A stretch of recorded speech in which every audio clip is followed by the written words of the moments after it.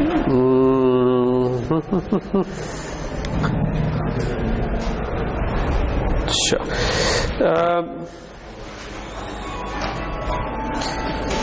बल्कि मैं इसको 7 सीरीज FPGA कहाँ से आ गया? इसको तो मैंने बंद किया था। ओके, स्टार्ट हो गया? कब से? अभी से ही? मुझे पता नहीं, मैं आप लोगों के साथ जो मजाक करता रहूं वो भी ना आगे हो इसमें। सारी दुनिया को पता चल जाएगा कि स्टार्ट करते हैं। सो आज हम ये करना चाह रहे हैं कि थोड़ा सा मैं डिस्कस करना चाह रहा हूँ कि नॉर्मली एल्गोरिदम से हार्डवेयर जाने के स्टेप्स क्या होते हैं। ठीक है, यानी कि आपको एक एल्गोरिदम लिखा हुआ है, लेट्स से किसी मैटलैब या पाइथन या किसी ऐसी हायर लेवल लैंग्वेज में। सो उसको हार्डवेयर पे ले जाने के स्टेप्स किस तरीके से होते हैं। ठीक है, सो होता अमूमन इस तरीके है। क्या हुआ? सो अमूमन आप कोई भी चीज जब डिजाइन करने जाते हैं, तो मैंने बताया था लास्ट क्लास में कि हम किसी हायर लेवल लैंग्वेज में उसके एल्गोरिदम्स को पहले पोर्ट करते हैं, जो कि it can be MATLAB, Python, कोई ऐसी चीज हो सकती है जिसमें आप आसानी से उसको प्लॉट चीजों को करके देख सकें और बहुत सी लाइब्रेरीज आपके पास अवेलेबल हो जिनको आप यूज कर सकें। और फिर जब आप उसको ले करके जाने लगते हैं किसी डिजिटल सिस्टम पर, ठीक है, तो तब आप देखते हैं कि मेरे लिए क्या चीज बेहतर है। क्या मैं इसको किसी सिग्नल DSP प्रोसेसर पर लेके जाऊं, क्या मैं इसको किसी जनरल पर्पस प्रोसेसर के ऊपर ही आम कंप्यूटर ही काफी होगा, या माइक्रो कंट्रोलर काफी होगा, या मुझे FPGA पर लेके जाना चाहिए, या मुझे ASIC अपना बना लेना चाहिए। ठीक है, तो ये डिफरेंट ऑल्टरनेटिव्स थे, हर एक की अपने अपने प्रोज एंड कॉन्स थे, जो कि हमने थोड़ा थोड़ा डिस्कस किए। किसी में बनाने में बहुत ज्यादा टाइम लगता है और पैसा लगता है, लेकिन एंड पे जो चीज बनती है वो सबसे फास्ट और सस्ती हो जाती है, जो कि ASIC में ये मैंने हमें कहा था, और किसी में बनाने में उतना नहीं लगता। ठीक है,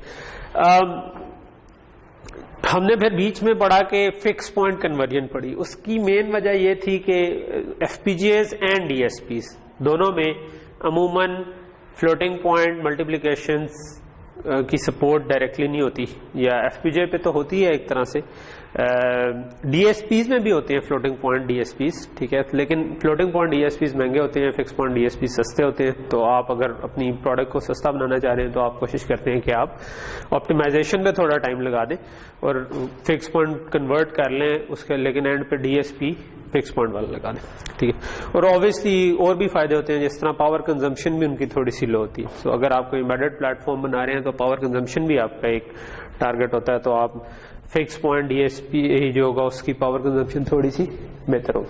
अच्छा, DSPs में जो ये हमने कोई फिक्स पॉइंट कोड लिखे थे ना, लास्ट टाइम देखे थे कि किस तरीके से कन्वर्ट कर सके, वो हमने इसलिए देखे थे क्योंकि हम एक्चुअली अपने एल्गोरिदम को जब मैटलैब में लिख लिया तो C में टेस्ट करना चाह रहे होते हैं, C में फिक्स पॉइंट में कन्वर्ट करना चाह रहे थे, या मैटलैब में ही फिक्स पॉइंट में कन्वर्ट करके देखना चाह रहे थे। तो वो क्योंकि मैटलैब या C कोड आपके जनरल पर्पस प्रोसेसर पे चलना था, यानी आपके डेस्कटॉप पे या लैपटॉप पे चलना था, तो इसलिए उसमें वो स्टेप्स हमें करने पड़े। तो हमने बेसिकली क्या किया था, हमने कहा था कि यार कोई भी वेरिएबल हो, हर वेरिएबल को हम देखेंगे कि उसकी मिन मैक्स वैल्यूज क्या आ रही। ठीक है, यानी कि अगर मैंने फिक्स पॉइंट में कन्वर्ट करना है तो मैं अपने एल्गोरिदम को लूंगा, उसकी मिन मैक्स वैल्यूज निकालूंगा हर वेरिएबल की, और उन मिन मैक्स वैल्यूज के हिसाब से मैं उसका क्यू फॉर्मेट सेट कर दूंगा। मिनिमम साइड पे बड़ी आ रही है, मैक्सिमम साइड पे बड़ी आ रही है वैल्यू, वो मैं पहले देख लूंगा। तो जोन सी भी बड़ी वैल्यू आ रही है, log बेस 2 लूंगा, मुझे पता चल जाएगा वो इतनी बिट्स मुझे चाहिए, इतनी बिट्स चाहिए, उससे एक एक्स्ट्रा रखूंगा अगर मुझे पॉजिटिव नेगेटिव दोनों वैल्यूज चाहिए, क्योंकि 2's कॉम्प्लीमेंट फॉर्म में एक बिट उसके लिए चली, वो मैं पॉइंट से आगे वाली बिट्स रख लूंगा और बाकी की बिट्स पॉइंट से पीछे वाली बिट्स रख लूंगा। ठीक, तो ये हमने एक छोटी सी चीज की। इसमें हमने पढ़ा कि इसमें फिर एक मसला आता है बिट ग्रोथ का, स्पेशली अगर कोई इटरेटिव चीज हो रही है जिसमें चीजें ऐड होना शुरू हो गई हैं, तो वो ऐसा ऐसा या मल्टीप्लाई हो रही है, तो मल्टीप्लाई होंगी तो वो बिट ग्रोथ होना शुरू हो जाएगी। कि आपने अगर लेट्स से 2.14 इंटू 2.14 अगर मल्टीप्लाई किया तो आपके पास 4.9 3.28 बन जाएगा। अगर साइन नंबर था तो मैं इसको वापस 3.28 में ला सकता हूँ। तो अगर आपका कोई इस किस्म का सिस्टम था कि जिसमें आप मल्टीप्लाई करके वापस ऐड कर रहे थे इसी में ही चीज को, ठीक है। सो अब इसमें यही मसला होना है कि अगर आप यहाँ पर शुरू हो गए लेट से 2.14 से, तो इसको आपने कोई लेट से नंबर ऐड किया, ये भी लेट से, अच्छा अब मसला ये है कि ये लेट से स्टार्ट में आपने कहा ये 1.15 था, ठीक है, या ये भी 2.14 था, ठीक है। सो 2.14 प्लस 2.14 किया। अगर आप ओवरफ्लो अवॉइड करना चाहते हैं तो आपको एक बिट एक्स्ट्रा करनी पड़ेगी, ठीक है। सो ये 3.14 ही रहेगा, ठीक है, क्योंकि ये एडिशन है, ये मल्टीप्लिकेशन नहीं है, तो एक बिट एक्स्ट्रा आ गया। फिर आपने इसको लेट से मल्टीप्लाई किया इसके साथ एक और नंबर, ठीक है। सो वो लेट से ये अगर 3.14 हो गया और ये लेट से 2.14 है, तो जब मैं इन दोनों को मल्टीप्लाई करूंगा तो ये वाली विड्थ अब 2.14 नहीं रहेगी, क्योंकि ये अब 3 और 2 मल्टीप्लाई हो रहे हैं। सो ये 6 डॉट कुछ हो जाएगा, ठीक है। फिर मैं अगर 6 डॉट को ऐड करूं तो ये फिर बिट से, ये तो मतलब बिट ग्रोथ होना शुरू हो गई ना, तो इसको क्या करें, ठीक है। सो इसके लिए हमने कहा कि एक जो 1.15 है ना फॉर्मेट, वो इस लिहाज से अच्छा फॉर्मेट है कि मैं अगर 1.15 इंटू 1.15 करूंगा तो मेरे पास 2.30 आएगा, लेकिन क्योंकि इसमें एक रिडंडेंट साइन बिट होती है तो मैं इसको वापस 1.15 में ला सकता हूँ, पीछे वाली बिट्स उड़ा दूं और मतलब यानी कि एक बिट लेफ्ट से उड़ाई और उसके बाद आपने 1.15 उतनी बिट्स बीच में से निकाले, ठीक। तो फिर मल्टीप्लिकेशन के बाद अगर इधर भी 1.15 होता, इधर भी 1.15 होता, तो आप ट्रंकेशन करते, इसको हमने कहा था ट्रंकेशन, पीछे वाली बिट्स को उड़ा दे, एक रिडंडेंट साइन बिट। तो ये लास्ट टाइम का अगर हम थोड़ा सा रिव्यू देखें तो हमने ये चीज की। अच्छा, प्रैक्टिकली क्या करना होता है? प्रैक्टिकली आपका जब आप सिस्टम डिजाइन कर रहे होते हैं तो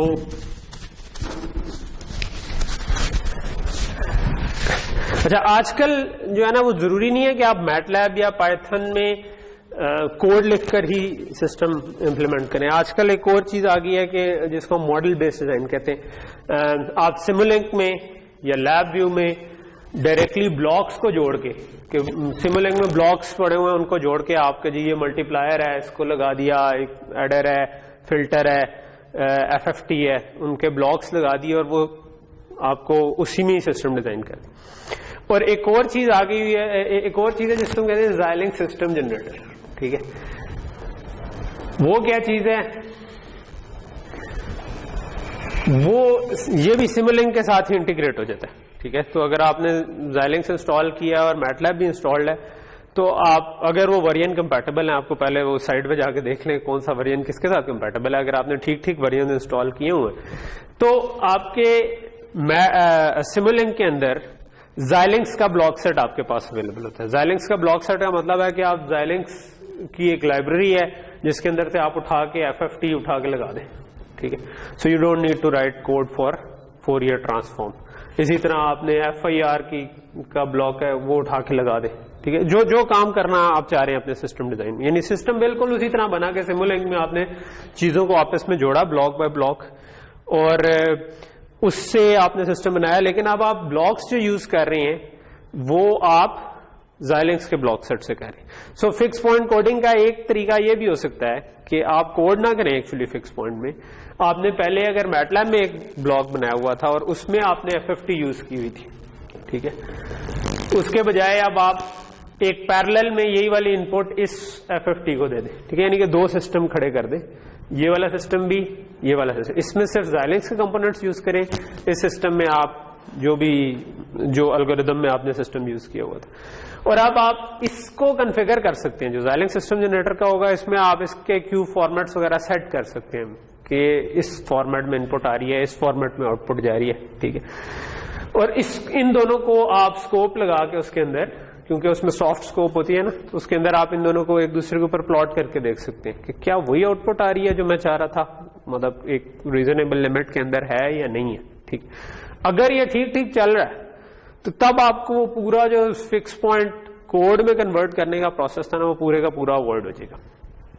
ठीक है। और आप सीधा सीधा ये जो आपका सिस्टम बना है ना, जो इस सिस्टम से कंपेयर हो रहा है, इसको आप बता सकते हो पीछे। अब उसमें इनपुट आउटपुट के ब्लॉक्स होते हैं कि ये इनपुट जो है ये कहां से आएगी, आप एफपीजीए की पिन नंबर बता दें और ये आउटपुट इस पिन नंबर पे चली जाएगी, ठीक है। और आप इसको डायरेक्टली सिंथेसाइज करके हार्डवेयर पे लेके जा सकते हैं, यानी कि आपको वो Xilinx वाली एनवायरनमेंट में आने की जरूरत ही नहीं, आप इधर Simulink से ही Xilinx सिस्टम जनरेटर वाला ब्लॉक सेट यूज करते हुए आप इसको सिंथेसाइज करके डायरेक्टली एफपीजीए वाली फाइल जनरेट कर लें और फिर एफपीजीए प्रोग्राम करके चला के देख लें, ठीक है। सो मतलब कहने का मकसद यह है कि हमेशा आपको वही वाला प्रोसेस, क्योंकि ओवर द ईयर्स चीजें काफी इंप्रूव हो गई हैं और अब आप बहुत सारा काम इस तरह का, यही काम बिल्कुल ऐसे ही प्रोसेस लैब व्यू में भी आप कर सकते हैं, ठीक है। लैब व्यू में भी आप चीजों को जोड़ के इवेंचुअली सिस्टम बना सकते हैं। बल्कि अगर कोई इस पे प्रोजेक्ट करना चाहे तो ये इंटरेस्टिंग काम हो जाएगा कि वो सिस्टम जनरेटर को यूज करके आप, क्योंकि इसमें एक प्रोजेक्ट आपने चूज करना होगा, खुद चूज करेंगे वैसे आप, लेकिन वो चूज करके उनमें कोई ये करना चाहे सिस्टम जनरेटर के साथ तो वो भी कर सकता है, ठीक है। अच्छा, सो मैं वापस आता हूं इस स्लाइड के बजाय मैं लेट्स से कि चैप्टर 4 पे आ जाता हूं, ठीक है। ओके, सो ये बुक का जो चैप्टर 4 है ये जरा मैं क्विकली स्किम करूंगा, क्योंकि इसमें मैं सारी चीजें कवर नहीं करना चाह रहा। कुछ चीजें एक तो मुझे लगता है कि इस स्टेज पर गैर जरूरी हैं, वो थोड़ा सा आगे जाके कवर की जा सकती हैं, और कुछ चीजें जो है वो मुझे लगता है कि एडवांस डिजिटल डिजाइन में पढ़ाई जा सकती हैं बजाय नॉर्मल डिजिटल सिस्टम डिजाइन में, ठीक है। सो जब आप कोई भी आरटीएल डिजाइन बनाते हैं, RTL stands for register transfer level, ठीक है, तो वो इवेंचुअली कुछ इस फॉर्म में आ जाता है, ठीक है, कि उसमें आपके पास आप उसको इस तरह से व्यू कर सकते हैं कि उसके अंदर रजिस्टर्स हैं और कोई कॉम्बिनेशनल ब्लॉक है, फिर कॉम्बिनेशनल ब्लॉक है, रजिस्टर है, तो ये रजिस्टर्स के दरमियान चीजें आगे जाती हैं, तो इसको हम रजिस्टर ट्रांसफर लेवल इसीलिए कहते हैं कि आपके रजिस्टर्ड और रजिस्टर आप देख रहे होते हो कैसे ट्रांजिशन हो। अच्छा, कॉम्बिनेशनल ब्लॉक से मुराद है कि कोई भी ऐसा ब्लॉक जिसके अंदर रजिस्टर नहीं है, फॉर एग्जांपल हो सकता है ये मल्टीप्लेक्सर, एडर, मल्टीप्लायर किसी से भी मिलकर बनाओ, ठीक है। इवेंचुअली हम इस किस्म का कोई डिजाइन टारगेट कर रहे होते हैं, उसमें भी सिंक्रोनस डिजाइन हम उसको कहते हैं जो कि एक ही क्लॉक के ऊपर चल रहा हो, ठीक है, यानी कि इन सब का क्लॉक रेट सेम हो, ठीक है। अच्छा,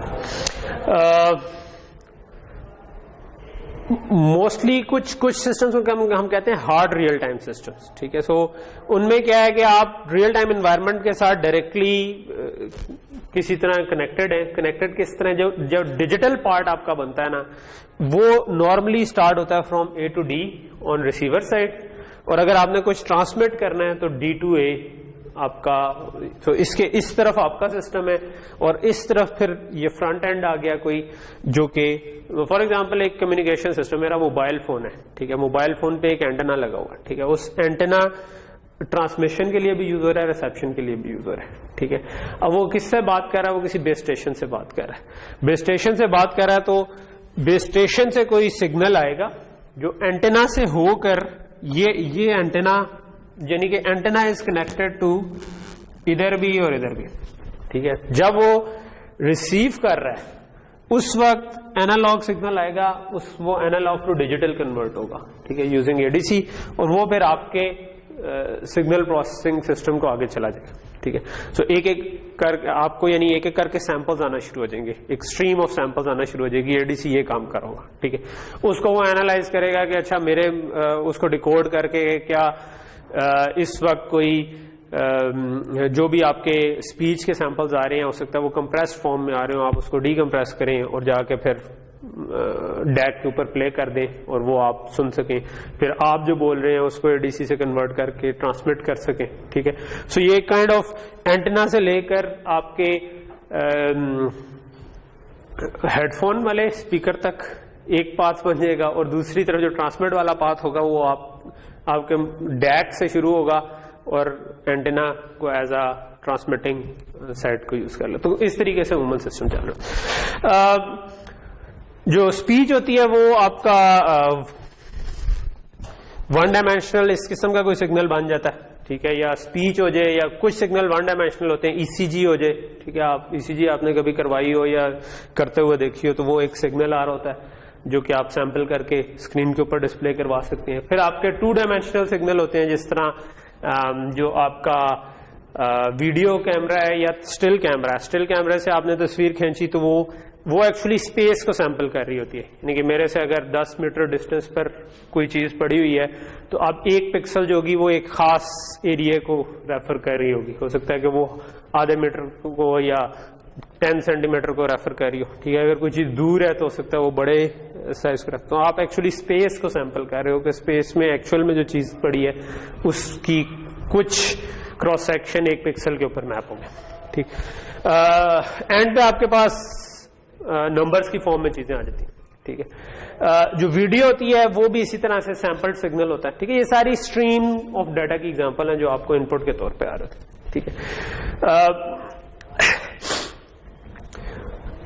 अच्छा, मैं जो करना ये चाह रहा हूं वो ये चाह रहा हूं कि मैं आपको ये बता सकूं कि जो ये पूरे प्रोसेस है ना, जब आप लेट से, ये एक रिसीवर की एग्जांपल है, ठीक है, कि आपका एक कम्युनिकेशन रिसीवर है, आपको एंटेना से चीज आई, आपने उसको डीमॉड्यूलेट किया, डीमॉड्यूलेट करके डीमॉड्यूलेट डाउन कन्वर्ट किया, अमूमन आपका लेट से 1 गीगाहर्ट्ज पे कोई चीज ट्रांसमिट हो रही थी, तो आप उसको लेकर किसी, अमूमन आप इंटरमीडिएट फ्रीक्वेंसी पे किसी लाते हैं। मोस्ट ऑफ डिजिटल रिसीवर जो है ना वो डायरेक्टली जीरो पर नहीं लेकर आते बल्कि किसी इंटरमीडिएट फ्रीक्वेंसी पर लेकर आते। ये आप कम्युनिकेशन में पढ़ेंगे कि उसके क्या फायदे हैं। आप डायरेक्टली जीरो पर भी ला सकते हैं, लेकिन उससे आपको कॉम्प्लेक्स सैंपल्स मिलना शुरू हो जाते हैं, तो आपके इंटरफेस पे चीजें डबल हो जाती हैं और कुछ और नुकसान भी हैं जो कि आप कम्युनिकेशन में शायद पढ़ेंगे। इसलिए अमूमन हम किसी IF पर लाते हैं, इंटरमीडिएट फ्रीक्वेंसी पे। उससे फिर आपने A to D किया, A to D करने के बाद आपके पास सैंपल्स आना शुरू हो गए,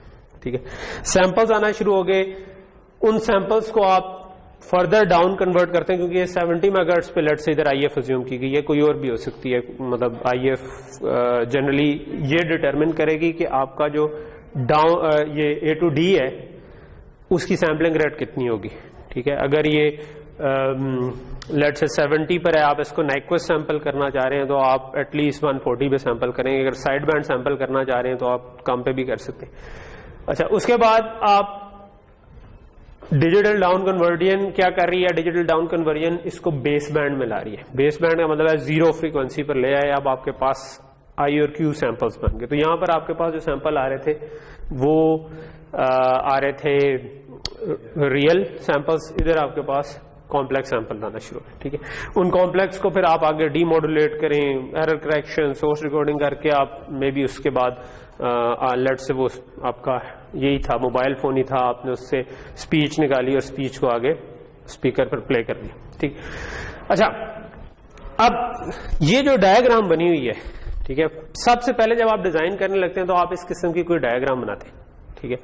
अभी आपने लेट से मैटलैब में भी कोड नहीं किया, अभी आपने टॉप लेवल पे एक डायग्राम बना दी। अच्छा, अब जब आप इसको उठा के मैटलैब या किसी पाइथन वगैरह में कोड लिखेंगे या ऑक्टेव में लिखेंगे, वो फिर आप इसको मॉडल करने की कोशिश करेंगे इस पूरे प्रोसेस को, ठीक है। हो सकता है आप क्या करें, आप रियल डाटा अगर स्टार्ट में आपको मिल सकता है तो आप इस लेवल पे जो डाटा आपको मिलना था ना, या तो आप उसको मॉडल करेंगे खुद से, आप मैटलैब में कोड लिख के उसका मॉडल एक बनाएंगे और कहेंगे यहां पर मुझे इस तरह का डाटा मिलना था, या आपको अगर रियल डाटा अवेलेबल है तो आप रियल डाटा को किसी तरह A to D लगाकर सैंपल करके रख लेंगे अपने पास और मैटलैब कोड को कहेंगे कि इसको प्रोसेस करो, ठीक है। अच्छा, हार्डवेयर जो है ना वो इस तस्वीर के ज्यादा करीब होता है, क्योंकि इधर भी हम यही अज्यूम कर रहे हैं कि एक एक करके सैंपल आ रहा है, लेकिन अब लेट से मैं C या मैटलैब में कोड लिख रहा हूं, वहां पर एक एक सैंपल पे काम करने के लिए मुझे एक लूप लगाना पड़ेगा, ठीक है। सो लूप इज नॉट, मतलब वो डायरेक्टली ट्रांसलेट नहीं कर रहा कि एक्चुअल में क्या हो रहा है, ठीक है, लेकिन ये डायग्राम किसी हद तक डायरेक्टली ट्रांसलेट करी। सो मैटलैब कोड में आपने हो सकता है एक लूप लगाया हो कि जी for I is equal to 0, I less than samples जितने भी हैं आपके I प्लस प्लस, और इसके अंदर आपने पूरा कोड लिखा हो कि एक एक करके सैंपल पे क्या प्रोसेस करनी है, ठीक है। फिर कई दफा आप एक एक सैंपल में प्रोसेसिंग करें तो वो बड़ी स्लो होती है, ठीक है। सो आप कई दफा कहते हैं कि नहीं, ये मैं i less then number of chunks कर देता हूं, ठीक है, और चंक्स को प्लस प्लस कर देता हूं, और वो चंक का साइज मैं डिफाइन कर लूंगा, यार वो 1000 सैंपल हैं, 2000 सैंपल हैं, कितने सैंपल हैं, ठीक है। सो एक रियल जो चीज हो रही थी उसको हमने मैटलैब में मॉडल करने के लिए किसी तरह का कोई लूप लगाया, ठीक है, और उसमें हमने ये सैंपल बाय सैंपल प्रोसेसिंग करनी थी या चंक बाय चंक प्रोसेसिंग की, ठीक है। और फिर इस कोड को लेकर के हम वापस हार्डवेयर ही डिजाइन करना चाह रहे हैं, ठीक है, कि मैं FPGA पर लेकर जाऊं इसको। सो मुझे अमूमन जो इस किस्म का कोड लिखा होता है ना, उसमें हम ना दो चीजें रख लेते हैं, स्टेट्स और पैरम्स, ठीक है। पैरम्स हम कहते हैं कि सिमुलेशन के क्या पैरामीटर हैं, कि फॉर एग्जांपल मैं A to D की क्या फ्रीक्वेंसी सेट करना चाहता हूं, मैं डाउन कन्वर्जन ये वाली फ्रीक्वेंसी क्या थी, डाउन कन्वर्ट करके, मतलब जो जो चीजें आप सेट कर सकते हैं वो फिक्स्ड होती है, ठीक है। और स्टेट्स में फिर हम ये जो चंक बाय चंक आ रहा है ना, उस चंक को उठा के स्टेट्स में रख दिया, ठीक है। फिर नेक्स्ट लेवल पे प्रोसेसिंग की, फर्दर अपडेट करके इन्हीं स्टेट्स को अपडेट कर दिया, फिर फर्दर अपडेट करके, तो स्टेट्स में जो भी हमारा स्टोरेज बीच में आ रहा होता है ना, वो हम उसको दिखा रहे हैं, ठीक। अच्छा, सो जब आपने हार्डवेयर डिजाइन करना है या आपने इसको किसी DSP प्लेटफॉर्म पर लेकर के जाना है, ठीक है, तो तब आपको हो सकता है कि मैटलैब या ऑक्टेव का कोई कोड मिले जो कि ये काम कर रहा हो, ठीक है। तो फर्स्ट स्टेप होता है उस कोड को अच्छी तरह समझना कि वो प्रोसेस हो क्या रहा है, ठीक है। अच्छा, उस प्रोसेस को समझने के लिए ना दो तीन चीजें हो सकती हैं, मैं इधर से कुछ स्किप करते हुए आऊंगा कि दो तीन तरह की डायग्राम्स हम यूज करते हैं। एक है ब्लॉक डायग्राम, ठीक है। सो ब्लॉक डायग्राम क्या होती है? ब्लॉक डायग्राम में आप कहते हो कि ना कुछ ब्लॉक्स बना देते हो, ठीक है, और उसमें एज जो होते हैं ना, एरो की डायरेक्शन बता रही होती है आप किस तरफ से किस तरफ जा रहे हो, ठीक है। सो सिंपल है, block diagram consist of functional blocks connected with directed edges, ठीक है। मैं मिसाल के तौर पर इसकी एग्जांपल देता हूं कि अपने जो लास्ट एक दो प्रोजेक्ट्स थे उससे अगर मैं उठाऊं, तो लेट से हमने एक माइमो का रिसीवर बनाया, ठीक है। सो ये मेरा 1-2 साल पुराना एक प्रोजेक्ट था, ठीक है। तो उसमें क्या किया, अब ये आप बता रहे हो कि एंटेना से रिसेप्शन हुई, उसके बाद एक ब्लॉक है जिसको माइमो है, तो माइमो का मतलब होता है कि आप मल्टीपल इनपुट मल्टीपल आउटपुट के लिए माइमो स्टैंड करता है। तो माइमो सिस्टम्स में आप एक से ज्यादा एंटेनास यूज कर रहे होते हो फॉर ट्रांसमिशन एंड रिसेप्शन, ठीक है। उसके फायदे हैं, वो एक साइड की बहस है, लेकिन मैं कहने का मकसद ये है कि ये ब्लॉक डायग्राम क्या कर रही है, ये बता रही है, एरो बता रहा है कि एंटेना से इनपुट आएगी, उसके ऊपर आप टाइमिंग, फ्रीक्वेंसी, सिंक्रोनाइजेशन ये वाला काम करोगे। अब ये एक ब्लॉक है जो कि कुछ काम करेगा, वो जो आउटपुट निकालेगा वो आगे एक और ब्लॉक को चली जाएगी जो कि साइक्लिक प्रीफिक्स रिमूव कर रहा है, उसके बाद DFT करेंगे, उसके बाद आप माइमो डिटेक्शन का काम करेंगे, और उसके बाद आपकी बिट्स निकल जाएंगी, ठीक है। सो अब जब इसका हार्डवेयर डिजाइन करना होगा तो सबसे पहला काम हो शायद कि आप डिफाइन करेंगे क्या काम हार्डवेयर में होगा, क्या काम सॉफ्टवेयर में होगा, ठीक है।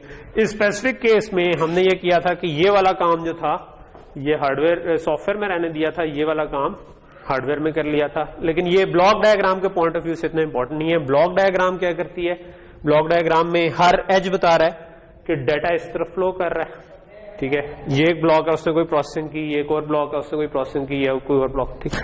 सो ठीक है,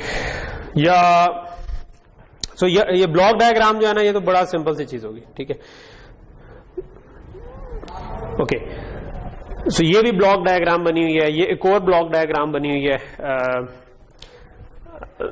इसमें आप कह सकते हो कि ये एक 3 टैप का FIR फिल्टर है। FIR फिल्टर आपने पढ़े हुए होंगे ना, DSP का कोर्स पढ़ा हुआ। तो FIR फिल्टर क्या करता है कि आपको अगर सैंपल्स आ रहे हैं तो आपके 3 सैंपल है, लेट्स से 3 सैंपल्स को 3 फिल्टर टैप से मल्टीप्लाई करो, उनको आपस में ऐड करो, तो आपके पास एक रिजल्ट आ गया। अब एक नया सैंपल आ गया है तो उन सबको शिफ्ट किया आपने, और अगले 3 जो थे उनको 3 सैंपल से मल्टीप्लाई। तो ये डायग्राम बड़ा क्लियरली ये बता रही है, ये क्या कह रही है कि इधर से सैंपल आ रहा है, ये रजिस्टर है, इसके आगे एक पुराना सैंपल, उससे आगे एक और पुराना सैंपल, तो ये 3 सैंपल आ रहे हैं, आपने इनको 3 टैप से मल्टीप्लाई किया और फिर आपने इन सबको ऐड कर दिया, ठीक है। ये पहला स्टेप है कि आपको समझ आए कि हो क्या रहा है, ठीक है। तो अब आपको अगर कोई मैटलैब का कोड मिलेगा जिसमें किसी ने ये वाला काम किया हो, ठीक है, तो उसने हो सकता है कि फिल्टर की कमांड यूज की हुई हो या कन्वोल्यूशन की कमांड यूज की हुई हो। सो आपने कन्वोल्यूशन में देखना है टैप्स आ रहे हैं, इनपुट आ रही है, ठीक है। सो ये वाला काम असल में हो रहा है। सो आप इस लेवल की डायग्राम तक पहुंचने की कोशिश करते हैं, ठीक है। इसी तरह हम सिग्नल फ्लो ग्राफ जो है ना, ये एक्चुअली जो था ना, ये डाटा फ्लो ग्राफ रिप्रेजेंटेशन थी, ठीक है। वैसे ब्लॉक डायग्राम जो थी, जो मैंने आपको पीछे दिखाई, वो जो सिस्टम की, भाई एज है और ब्लॉक है, एज है और ब्लॉक है, इस तरीके से। अच्छा, सिग्नल फ्लो ग्राफ जो है ना, वो इससे भी थोड़ी सी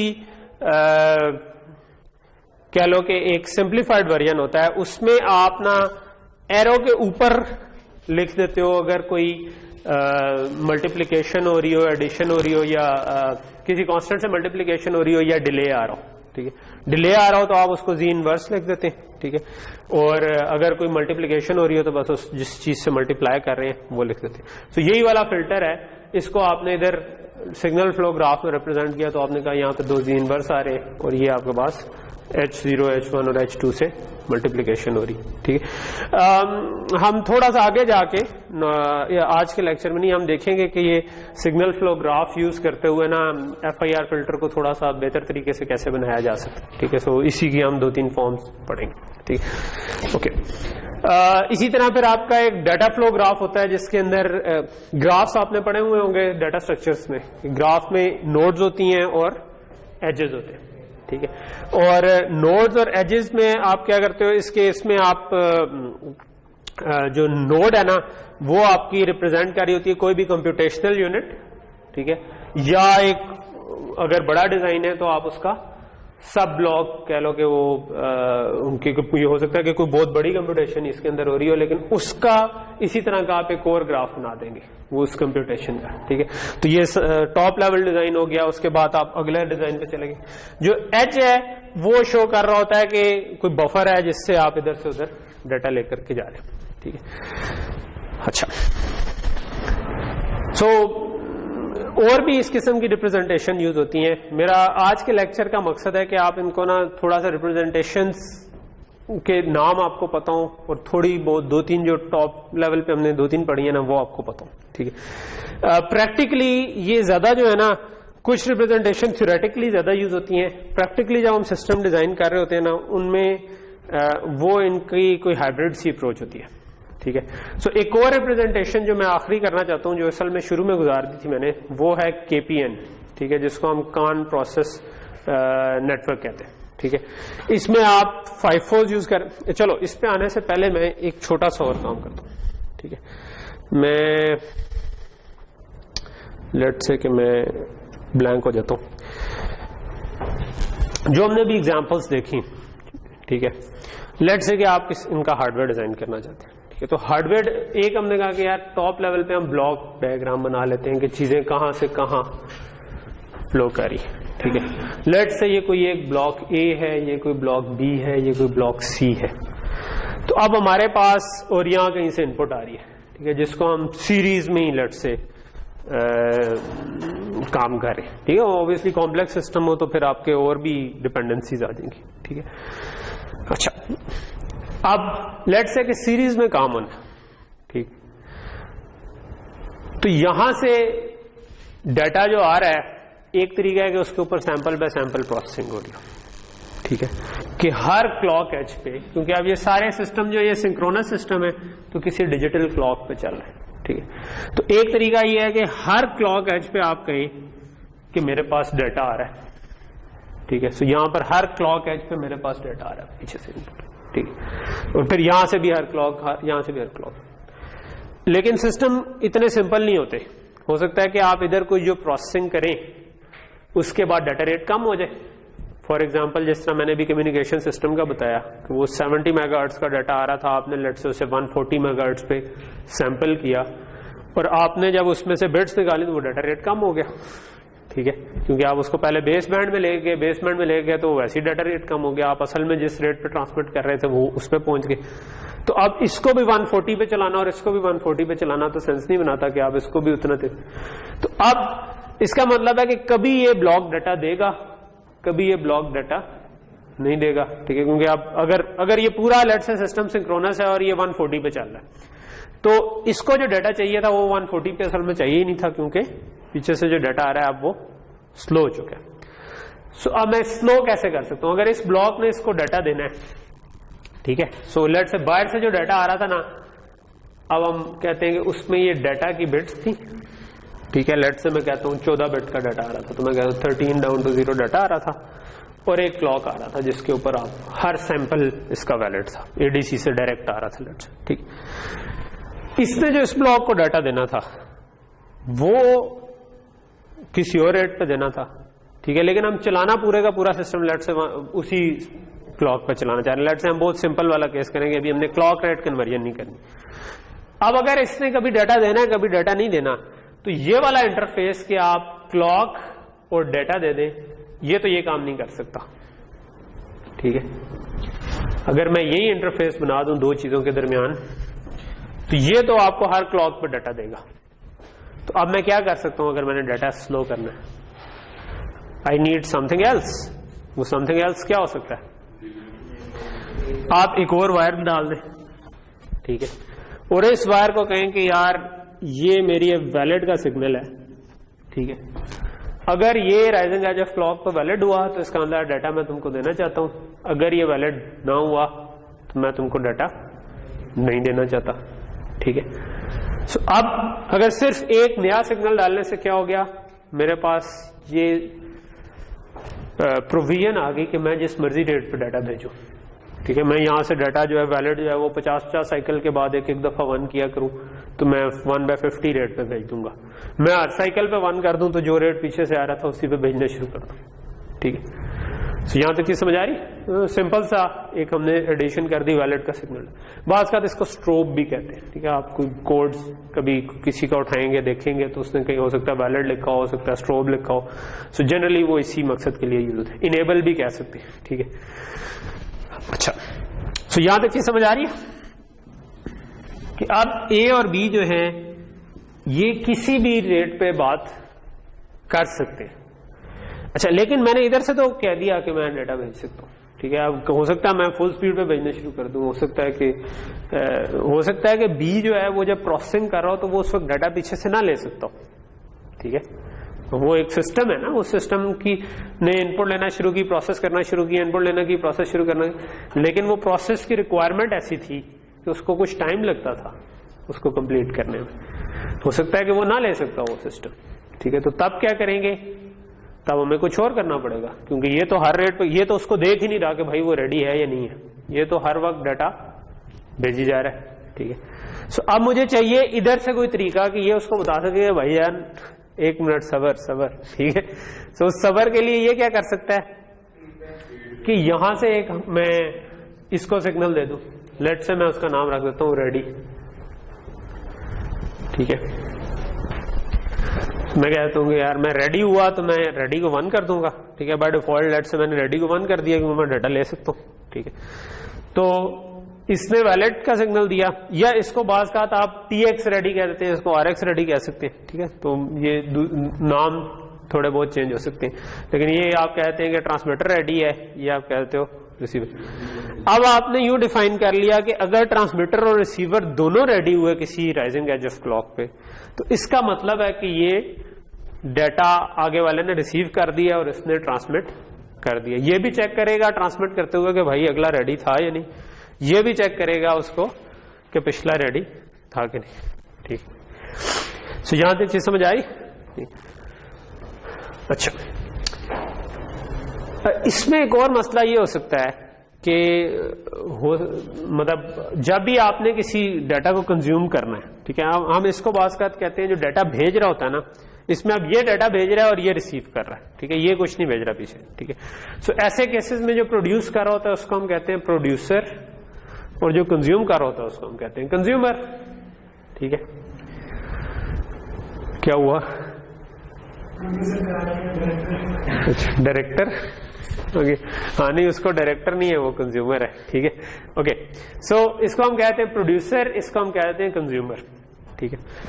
अच्छा, अब इसमें अब बेसिकली तो मैं कोई भी आर्बिट्ररी तरीके से वैलेट को वन कर सकता हूं या रेडी को वन कर सकता हूं, अब फुल कंट्रोल तो आ गया है। लेकिन बात का होता है कि जिसने आप इसके पास पीछे लेट से मैंने अज्यूम किया था कि एडीसी से डाटा आ रहा है, ठीक है। तो अगर एडीसी से डाटा आ रहा है और ये उसको आगे भेज रहा है और आगे वाला कह दे कि भाई मैं तो अभी रेडी नहीं हूं, तो अगले साइकिल में तो अगला डाटा आ जाएगा, ठीक है। तो इसको कोई स्टोरेज चाहिए अपने पास उसको रखने के लिए, ठीक है, कि अगर आगे वाला रेडी ना हुआ तो मैं कुछ थोड़ा बहुत स्टोर कर सकूं डाटा, ठीक है। सो अगर आपने थोड़ा बहुत डाटा स्टोर करना हो उसके लिए हम FIFO लगा देते हैं इसके अंदर, ठीक है, कि इसको कोई FIFO चाहिए होगा जहां पर ये चीजों को स्टोर, जो मैं इसके अंदर या बाहर में कहता हूं, लेट से इधर भी लगा सकता हूं और मैं बाहर भी लगा सकता हूं, इधर भी लगा सकता हूं, ठीक है। सो दोनों के, अगर FIFO होगा तो अब FIFO और इसका इंटरफेस भी एग्जैक्टली ये हो सकता है, ठीक है, कि अगर इसको आगे से रेडी का इंतजार है तो ये पीछे इसको कह दे कि भाई मैं रेडी नहीं हूं अभी, तो ये इसको रेडी का सिग्नल दे रहा हो, ये इसको वैलिड का सिग्नल दे रहा हो, ठीक है, और आप इधर से इधर डाटा भेज रहे, ठीक है। तो ये मास्टर स्लेव मोड बास का हम इसको कहते हैं कि एक भेजने वाला है एक रिसीव करने वाला है, तो उसको मास्टर कहते हैं, रिसीवर को हम स्लेव कह देते हैं, बास का सोर्स टारगेट कहते हैं, प्रोड्यूसर कंज्यूमर, ये सारे मतलब नाम आपको टेक्स्ट पे मिलेंगे, लेकिन डोंट वरी अबाउट इट, इसका मतलब एक ही है, ठीक है। एक डाटा भेज रहा है, दूसरा डाटा रिसीव कर रहा है। सो वो बिल्कुल कॉमन सेंस से हमने भी खुद ही ड्राइव कर लिया कि यार एक बिट एक्स्ट्रा कंट्रोल सिग्नल दे दे, इधर से दे दे, ठीक है। So most of the interfaces तकरीबन इसी तरह ही काम कर रहे होते हैं, ठीक है। इसमें फर्दर एडिशन क्या हो सकती है, हो सकता है कि आप जो इधर से डाटा भेजना चाह रहे हैं वो कॉन्टिन्यूस हो, कि ये सैंपल आई जा रहे हैं और आप आगे भेजे जा रहे हैं और वो उसको कंज्यूम किए जा रहे हैं। हो सकता है आप उसको कोई पैकेट भेजना चाहे, ठीक है, कि मैं कहूंगा यार यहां से यहां तक डाटा यहां से स्टार्ट होता है, यहां पर एंड होता है, ठीक है। सो उस केस में आप इधर से कह दोगे कि यार एक मैं स्टार्ट का सिग्नल भेज दूंगा और एक मैं एंड का सिग्नल भेज दूंगा, ठीक है, एंड ऑफ पैकेट का सिग्नल भेज दूंगा और एक स्टार्ट ऑफ पैकेट, एक बिट एक्स्ट्रा डाल दूंगा, ठीक है। सो उस केस में क्या होगा कि भाई आप आगे वाले ने हो सकता है वो पैकेट किसी नेटवर्क पे भेजना हो या कुछ करना हो, तो वो स्टार्ट ऑफ पैकेट और एंड ऑफ पैकेट से उसकी, तो जिस राइजिंग एज ऑफ क्लॉक पर स्टार्ट ऑफ पैकेट मिल गया इसका मतलब है वहां से मैंने एक पैकेट बनाना शुरू कर देना है, और जब मुझे एंड ऑफ पैकेट मिल गया इसका मतलब मैंने पूरा पैकेट बना देना है और उस पैकेट को मैंने आगे ट्रांसमिट कर देना है, ठीक है। तो ज्यादातर इंटरफेसेस इस तरीके से काम करते हैं, इनको हम कहते हैं इंटरफेसेस, ठीक है, जो आपकी किसी भी मॉड्यूल का या किसी भी चिप का जो बाहर से ताल्लुक है उसको हम कहते हैं इंटरफेस। यानी कि मैंने एक कोड लिखा, इस ए ने इसके साथ जो बातचीत करने का मैकेनिज्म है वो इसका इंटरफेस कहलाएगा, ठीक है, कि ये इंटरफेस इस तरह से काम करे, ठीक है। थोड़ा सा आगे जाके, क्योंकि हमने इस कोर्स में इंशाल्लाह वो भी करना है, कह लो कि एम्बेडेड पार्ट में हम उस पर भी जाना चाहते हैं कि हम आर्म की कोर पे बात करें, ठीक है। सो आर्म की कोर और एफपीजीए कैसे बात करेंगे एक दूसरे से, एफपीजीए पार्ट वो कुछ इस किस्म का इंटरफेस होगा जिसपे मैं बाद में लेक्चर्स रखूंगा, ठीक है। वो कहलाती है AXI बस। ऐसे बहुत सारे स्टैंडर्ड्स हैं, ठीक है, कुछ ओपन है, कुछ पैसों के हैं, कुछ इस तरह, ठीक है। जिस तरह एक ओपन स्टैंडर्ड है विशबोन बस, ठीक है, वो भी तकरीबन यही काम कर रही होती है, ठीक है। ये AXI बस है, ठीक है। अक्सर पैकेट्स में जब बात हो रही हो तब भी इसी तरह होती है, ठीक है। सो आपको जनरल कॉन्सेप्ट ज़हन में होना चाहिए। आप जाके कोई कोड खोलेंगे आपको ऐसे नाम मिलेंगे कि यार क्लॉक है, डाटा है, वैलिड है, रेडी है। इसको किसी ने TX रेडी, RX रेडी का होगा, ठीक है, किसी ने कहते हैं वैलिड और रेडी का होगा, किसी ने स्ट्रोब का होगा इसको, ठीक है। लेकिन ये थोड़े बहुत नाम के फर्क के साथ, लेकिन आपको क्योंकि 2-3 नाम पता ही है तो आपको देख के पता चल जाएगा, ठीक है। फॉर एग्जाम्पल मैं इसकी रियल एग्जाम्पल के तौर पर जो मैं अभी आपको एग्जाम्पल दे रहा था माइमो की ही, ठीक है। सो अब इस केस में हमने जब ये इसको बता दूं, एक इंडस्ट्री में ना कम्युनिकेशन साइड पे काफी ज्यादा प्लेटफॉर्म यूज होता है जिसको हम कहते हैं USRP बोर्ड, ठीक है। सो हमने क्योंकि USRP के ऊपर तो ये एक पूरा मतलब बना बनाया हार्डवेयर है जिसके ऊपर आप जिसको यूज करते हुए कम्युनिकेशन सिस्टम डिजाइन कर सकते हैं, ठीक है। अमूमन उसके हार्डवेयर के अंदर चेंजेस कम की जाती हैं क्योंकि उसके हार्डवेयर की उस तरह से डॉक्यूमेंटेशन नहीं है, आप कोड को समझें और उसको चेंज करें। तो हमने क्योंकि एक प्रोजेक्ट करना था और उसमें हमने कोड को समझना था, मतलब कोड में चेंज करनी थी, तो मुझे इसको काइंड ऑफ हैक करना पड़ा कि इसके कोड को पूरा मैं समझूं। तो ये कुछ चीजें होती हैं जो हैक फ्रेंडली होती हैं, यानी कि जिसमें आप उनसे पूछें बनाने वाले से कि भाई इसमें मुझे किधर चेंज करनी पड़ेगी, तो वो खुद बता देता है कि यार इस जगह पर मैंने मेल की, उन्होंने बताया कि इस जगह पर चेंज करनी पड़ेगी। तो फिर आगे फिर 1-2 महीने लगे उसको जस्ट टू फिगर आउट कि कहाँ पर चेंज करनी है। सो ये उसकी डायग्राम है, ठीक है।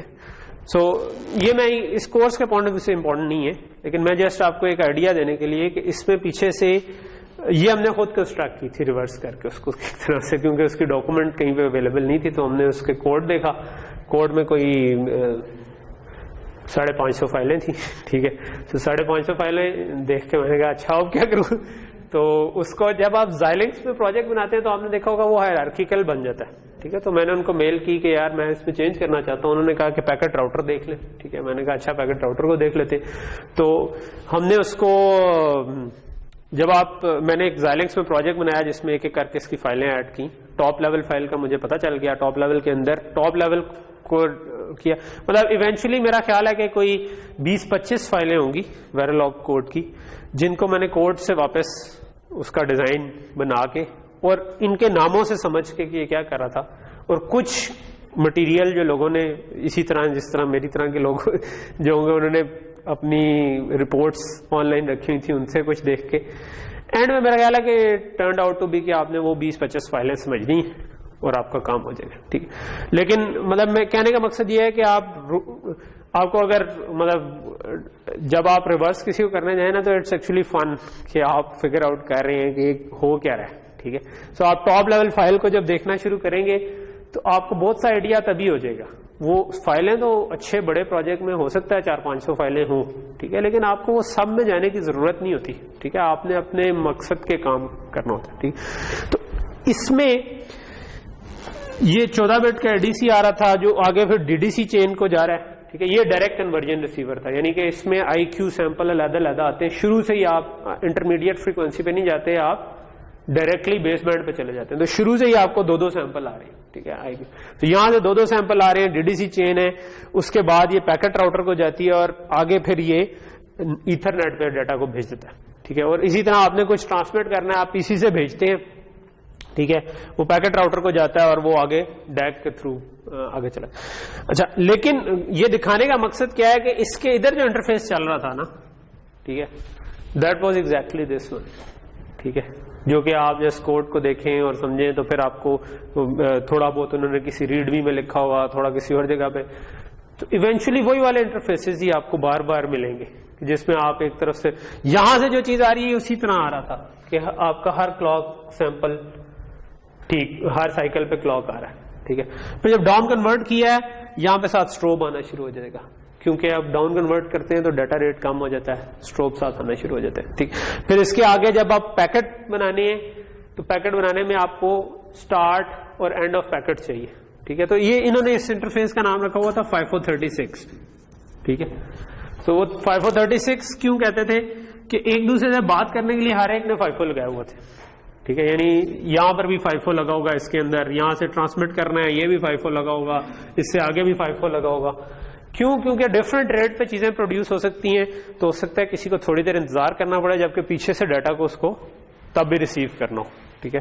तो 54 को आप दरमियान में लगा दो और ब्लॉक रैम बेस 54 बनाए हुए थे, ठीक है। एफपीजे की ब्लॉक रैम हमने पढ़ी हुई है पहले, लेकिन हम इस कोर्स में थोड़ा सा ओवरव्यू इसका दोबारा भी करेंगे।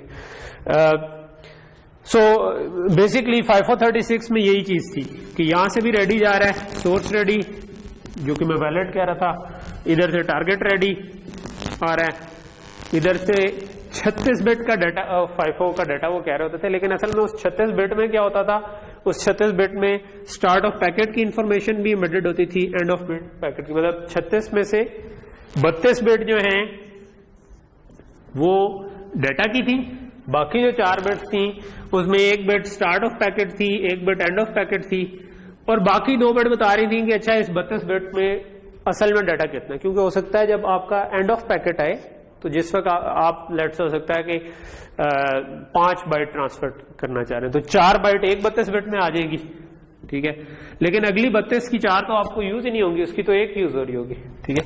सो फिर आपको किसी तरह बताना पड़ेगा कि अच्छा इसमें कहां तक वैलिड है, तो वो बाकी की 2 बिट्स ये बता रही होती थी कि यार यहां तक बाइट 0, बाइट 1, बाइट 2, बाइट 3 कहां तक आपकी बाइट्स वैलिड है, ठीक है। सो इस किस्म के ये मूवमेंट इंटरफेस आपको मुख्तलिफ जगहों पर मिलेंगे।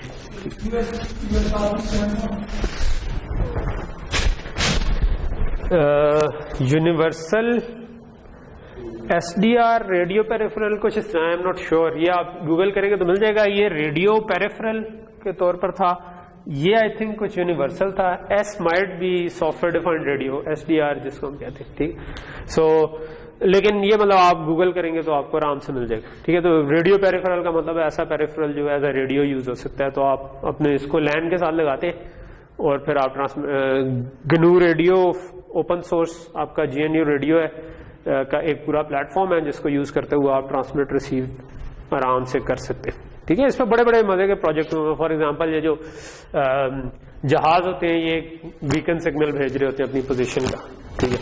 सो एक बंदे ने प्रोजेक्ट किया हुआ था कि वो रियल टाइम में जो बीकन सिग्नल उसको रिसीव हो रहे थे उनको रिसीव करता था इसके ऊपर और फिर गूगल मैप्स के ऊपर दिखा देता था।